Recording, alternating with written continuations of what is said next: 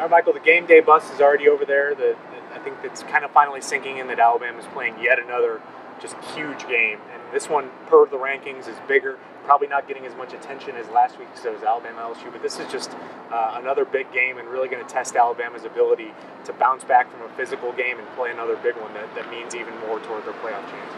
Yeah, I think I was just kind of thinking about today that there's been sort of a lack of buzz maybe around here. I think when we're talking to players, there's still questions coming up about the LSU game when you have the #1 team in the country coming here this week. I think it's just kind of an adjustment to having Mississippi State being such a big game. It's sort of like that week after LSU is always sort of like a whole week to recap what happened at LSU. So there's a lot more to it this week. #1 team in the country, and they deserve it. They've earned it this year. So the matchup will be interesting Saturday. Yeah, the LSU hangover is a real thing, and statistics show that Alabama really just doesn't play all that well after it plays LSU. But really, it's only bit it once, and that was 2012 against Texas A&M.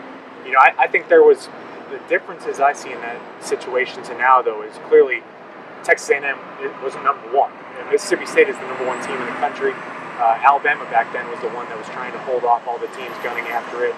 Texas A&M came in really hot. Mississippi State's obviously pretty hot right now, but certainly, maybe even though Las Vegas is certainly sleeping on Mississippi State a little bit, it seems like I don't think Alabama and the players are right now. No, there's no indication this game is any sort of a pushover or even in that ballpark.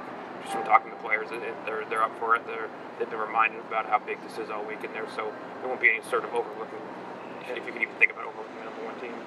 A matchup that really favors Alabama right now is Alabama's pass offense versus Mississippi State's pass defense. Mississippi State's worst in the SEC, allowing over 300 passing yards a game. Saban says those stats are a little skewed, but either way, I don't think you can say that 300 yards is good in any possible way.